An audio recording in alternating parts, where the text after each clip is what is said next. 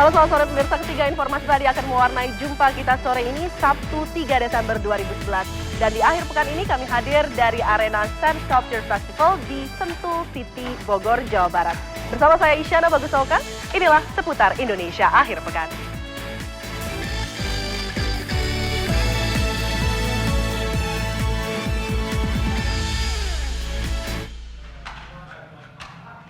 Pemirsa, aktivitas penambangan pasir di alur Sungai Gunung Merapi kembali memakan korban.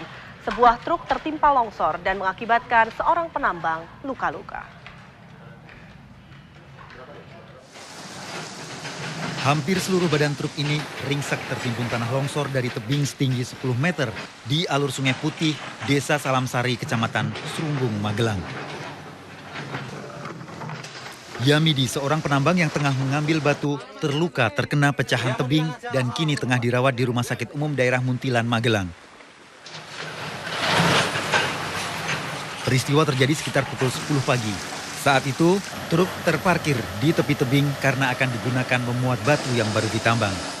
Namun saat bersamaan, tanah di tebing longsor dan langsung menimpa truk. Ada dugaan tanah longsor akibat kerap diterjang banjir lahar. Truk sudah dievakuasi dengan alat berat dan kasusnya tengah ditangani Polsek Serumbung. Dari Magelang, Jawa Tengah, Puji Hartono melaporkan. Pemirsa, akibat hempasan gelombang setinggi 3 meter, sebuah kapal keruk yang berada di tengah laut terhempas hingga kandas di pantai Bondo, Jepara, Jawa Tengah. Sementara itu, 11 anak buah kapal selamat namun masih tetap bertahan di dalam kapal. Dan di Pekalongan, sekitar ratusan rumah juga terendam akibat tingginya ombak. Kapal keruk Mekar 501 ini dini hari tadi terdampar dan kandas di pantai Bondo, Jepara, Jawa Tengah. Sebelumnya, kapal tengah melakukan pengerukan untuk dermaga PLTU Tanjung Jati B, Jepara.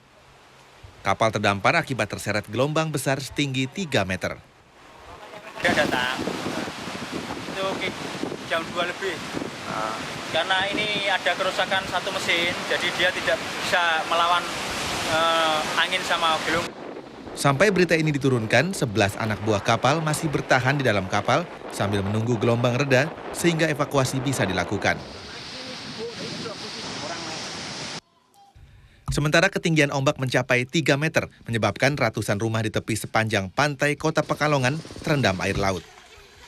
Air laut membanjiri Kelurahan Panjang Wetan, Panjang Baru, dan Krapiaklor setinggi 3 cm. Tim Liputan RCTI melaporkan. Pemirsa, terpilihnya Abraham Samad sebagai Ketua KPK membuat keluarga besarnya di Makassar, Sulawesi Selatan bangga. Keluarga pun mendukung langkah Abraham Samad untuk menegakkan hukum tanpa pandang bulu dan tidak tebang pilih. Sementara itu, mereka pun masih khawatir karena tindakan ini juga bisa menimbulkan banyak musuh.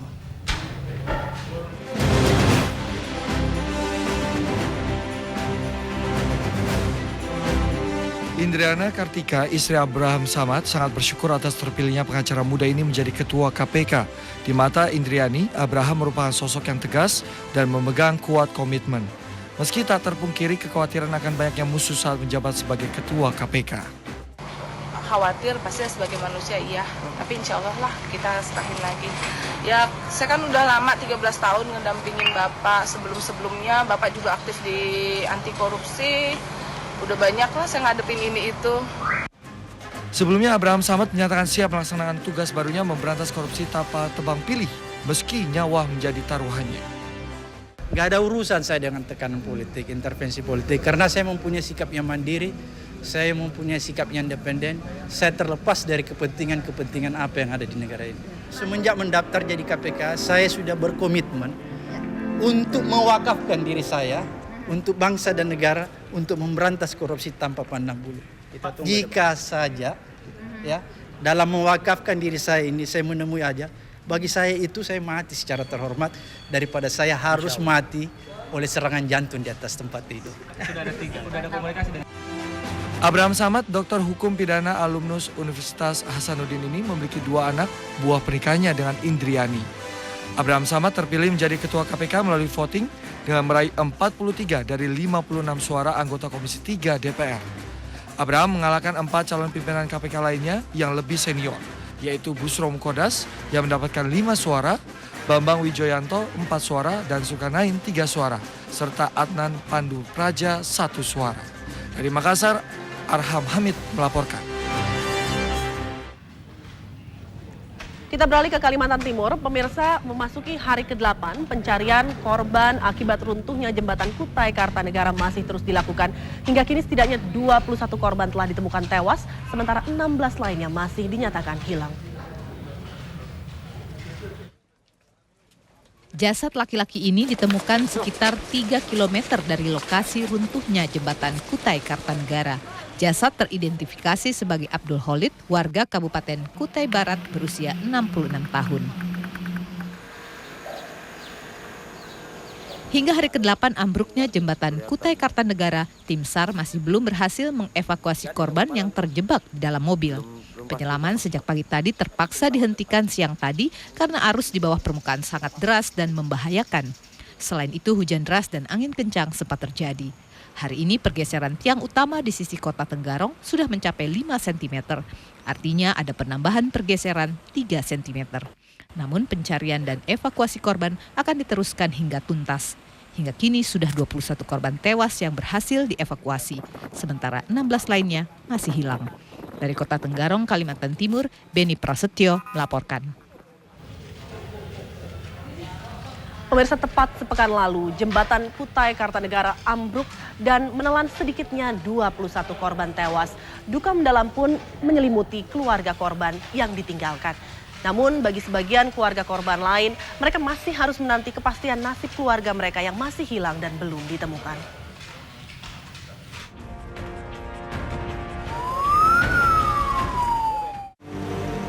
November lalu menjadi Sabtu kelabu bagi Sulastri. Kesedihan mendalam dialami wanita ini begitu mengetahui Supriyadi, suaminya termasuk korban tewas akibat runtuhnya jembatan Mahakam 2 Kutai Kartanegara di Tenggarong, Kalimantan Timur.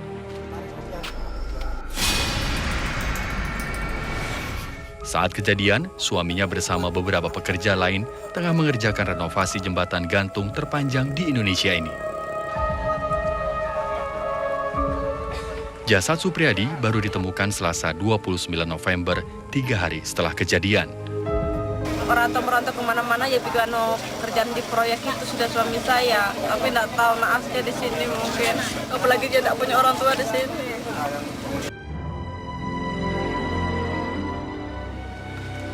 Kehilangan orang yang dicintai juga membuat Ratna Maharani Jauhara terhenyak. Awang Eridoli, suaminya kini telah tiada. Saat itu, mobil yang dikendarai Eri melintasi jembatan yang tiba-tiba ambruk. Mungkin memang sebagian juga sudah takdirnya ya, sudah jalannya seperti itu, mungkin sudah waktunya. Tapi ada juga yang disayangkan. Kenapa tidak ditutup gitu ya? Kenapa tidak ditutup? Perbaikan. Dan mulai saya baru datang ke sini, itu sempat memang beliau tuh janji sama anaknya bawa ke Pasar Malang, tapi belum sempat sampai sekarang. Sampai sekarang belum disampaikan. Iya.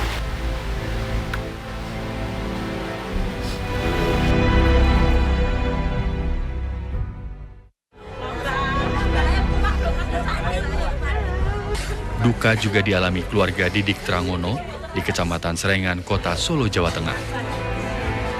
Didik tewas dalam perjalanan ke Samarinda bersama temannya. Saat jembatan runtuh, mobil yang mereka tumpangi tercebur ke sungai. Padahal, 1 bulan lagi, pegawai Dinas Pekerjaan Umum Kutai Kartanegara ini akan menikah. Upaya pencarian korban mengerahkan alat foto 3 dimensi bawah air. Pencarian korban bukanlah pekerjaan mudah. Tak sedikit korban yang diperkirakan terjebak di tengah kerangka jembatan yang tercebur ke sungai. Penyebab runtuhnya jembatan yang baru berusia 10 tahun ini jauh lebih cepat dari ketahanan yang diperkirakan bisa tak kurang dari 50 tahun. Bahkan masih belum diketahui pasti. Kuat dugaan adanya kejanggalan dalam proyek pembangunan jembatan yang dibangun tahun 1995 dan selesai tahun 2001 ini. Penyelidikan masih dilakukan. 40 orang saksi, diantaranya para pekerja perbaikan, Dinas Pekerjaan Umum, maupun korban selamat diperiksa polisi. Tim kita masih bekerja, tim kita masih bekerja. Apakah ada kelalaian di sana, bagaimana, itu masih kita pelajari semua. Benang kusut penyebab runtuhnya jembatan Kutai Kartanegara ini dicoba diurai. Tak kurang, Presiden SBY meminta penyebab ambruknya jembatan diungkap. Keluarga para korban pun berharap bisa mendapat jawaban mengapa jembatan yang menjadi kebanggaan masyarakat Tenggarong ini tiba-tiba runtuh dan merenggut orang yang mereka cintai. Dan yang harus dicari jawabannya, siapa yang bertanggung jawab atas semua ini? Masih dari Pulau Kalimantan, pemirsa, setelah beberapa waktu yang lalu kami menelusuri pembantaian orang utan di Kalimantan Timur, kami pun mencoba untuk mengetahui bagaimana nasib orang utan di wilayah lain. Namun lagi-lagi, tim liputan khusus RCTI menemukan kerangka dan bangkai orang utan di salah satu hutan di Kalimantan Tengah.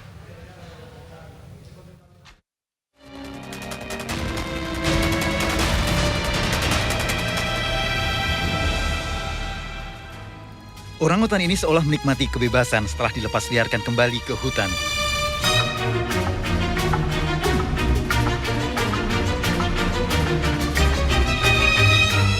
Hampir 10 tahun, Pongo Pukmies Burimbi, orangutan asli Kalimantan Tengah ini menjalani rehabilitasi. Lokasi pelepas liaran berdekatan dengan Taman Nasional Tanjung Puting yang luasnya hampir 500.000 hektar. Pemerintah Kalimantan Tengah pun menjamin keberadaan orangutan di alam liar aman dan terlindungi. 67% kita kan untuk kehutanan yang harus kita pertahankan. Nah, di dalamnya antara lain di situ ada hutan lindung, hutan dan sebagainya yang bisa hutan untuk ditempati ataupun sudah turun-temurun sejak dulu orangutan yang ada di hutan itu tetap dipertahankan. Dinas Kehutanan Kalimantan Tengah mengklaim memiliki 10 juta hektar lahan hutan yang aman untuk habitat orangutan. Tim liputan khusus RCTI menelusuri hutan Pematang Limau Seruyan, salah satu hutan di Kalimantan Tengah. Bukan orangutan yang ditemui, justru kerangka dan bangkai orangutan.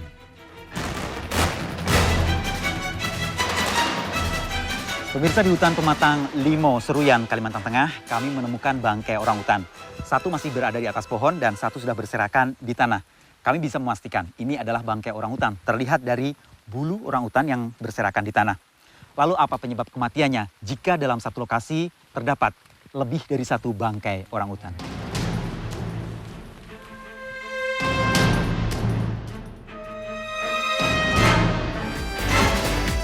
Pemirsa, mayoritas fasilitas umum di tanah air ternyata tidak ramah bagi mereka yang berkebutuhan khusus.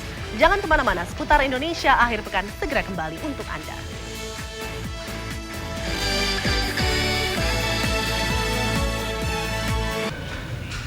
Pemirsa, hari ini adalah Hari Penyandang Cacat Internasional.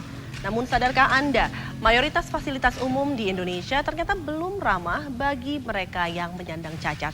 Seperti trotoar jalan yang seringkali menghalangi aktivitas saudara-saudara kita yang berkebutuhan khusus. Berikut liputannya.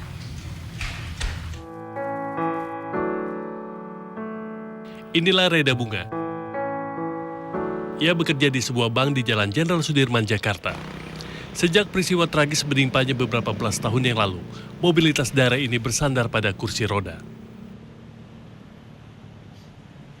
Saya kecelakaan itu mobil beberapa tahun yang lalu ya di Jalan Cacing.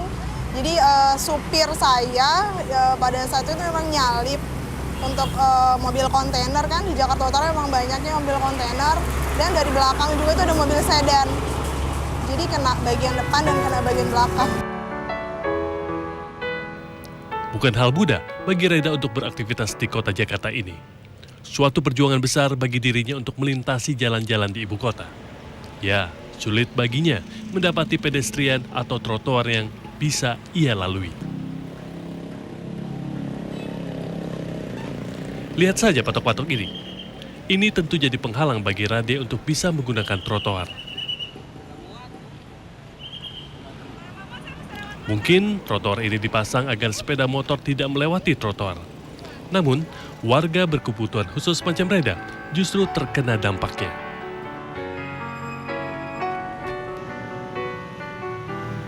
Tidak hanya itu, seringkali trotoar dikuasai oleh para pedagang kaki lima. Mulai dari pedagang minuman hingga pedagang makanan, termasuk gerobak mereka dan kursi-kursi untuk pembeli. Belum lagi pedestrian yang dikuasai para pengendara sepeda motor. Ya, mereka beralasan untuk menghindari kemacetan atau untuk mencari jalan pintas. Keselamatan pejalan kaki ataupun pengguna kursi roda jelas tidak mereka perhatikan. Walhasil, Radi pun menggunakan badan jalan. Menggunakan badan jalan juga bukan tanpa gangguan. Terkadang ada sepeda motor yang diparkir di tepi jalan.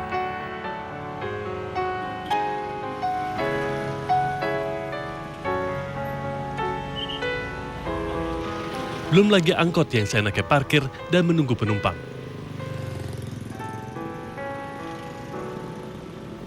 Ini tentu membuat Reda Bunga harus semakin ke tengah jalan. Di jalan-jalan tertentu, wanita ini pun harus menggunakan kursi rodanya melawan arus lalu lintas. Ya, karena ia tidak bisa melintas di trotoar. Bayangkan betapa maut jadi tantangannya. Trotoar sekarang banyak dipakai juga untuk jualan lah, untuk parkiran lah, bahkan dipasang untuk tiang-tiang ya, yang akhirnya kita nggak bisa lewat, kami nggak bisa lewat di sana. Kota Jakarta memang tidak menyediakan jalur khusus bagi mereka yang berkebutuhan khusus. Hampir seluruh jembatan penyeberangan tidak ramah.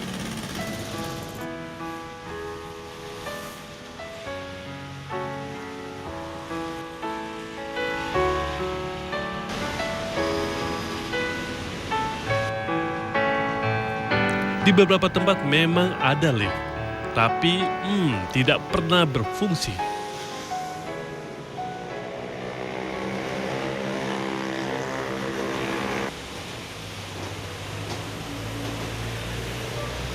Yang ada hanya undakan tangga.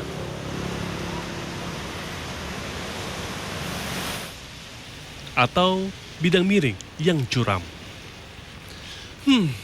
Entah kapan ibu kota ini bisa bersahabat bagi Rade Bunga dan teman-temannya yang berkebutuhan khusus. Sepatutnya, Jakarta bisa memberikan contoh yang baik bagi daerah-daerah yang lain. Tapi kenyataannya, jauh dari julukan kota yang ideal.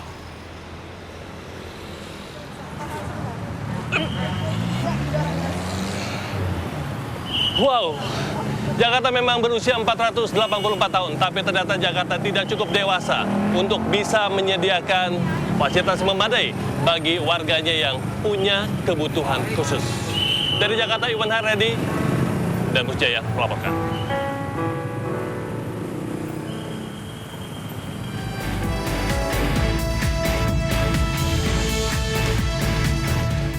Pemirsa, seniman-seniman mancanegara tumpah ruah dalam Festival Seni Pahat Pasir kelas dunia. Kami hadirkan informasinya saat lagi langsung dari lokasi. Jangan kemana-mana, tetaplah di Seputar Indonesia Akhir Pekan.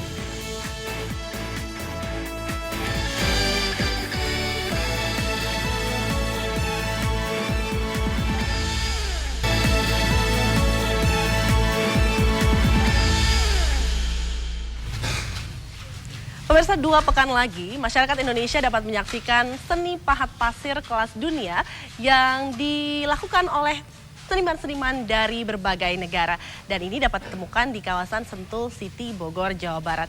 Dan ada 2 arena yang akan menjadi perhatian utama masyarakat, yakni arena yang berisi wonders dari Indonesia dan wonders dari dunia. Keajaiban-keajaiban dunia dan keajaiban-keajaiban Indonesia diperlihatkan di sini dalam bentuk pahatan dari pasir. Dan kita akan segera bergabung bersama Project Director Sand Sculpture Festival, Mbak Gita Sastroamijoyo ya Mbak. Ya. Mbak Gita, ini sebenarnya ada begitu banyak seniman-seniman dari mancanegara Mbak Gita yang terlibat dalam festival ini. Ya, ada sekarang ini ada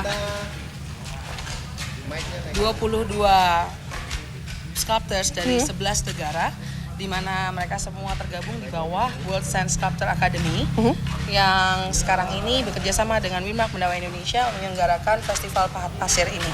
Ini ada begitu banyak pahatan-pahatan yang luar biasa. Ini padahal belum jadi ya Mbak ya? Ini belum semuanya jadi. Ini baru sebagian kecil saja dan masih ada lagi banyak di tenda kedua sana. Tenda kedua sana nanti dari Wonders of the World ya? Ya, di tenda kedua itu adalah Wonders of the World, di mana nanti para pengunjung bisa melihat semua ikon-ikon dunia. Seperti apa aja Mbak? Seperti Patung Liberty, kemudian Pharos, kemudian juga ada London Bridge, dan beberapa lagi yang lainnya. Baik Mbak Gita, terima kasih dan sukses acaranya 2 pekan lagi. Terima kasih dan senang sekali. Terima kasih Mbak Gita. Ya Mirsa, itu tadi cuplikan sedikit dari apa yang dapat Anda saksikan di Sand Sculpture Festival yang akan mulai diselenggarakan mulai 18 Desember mendatang.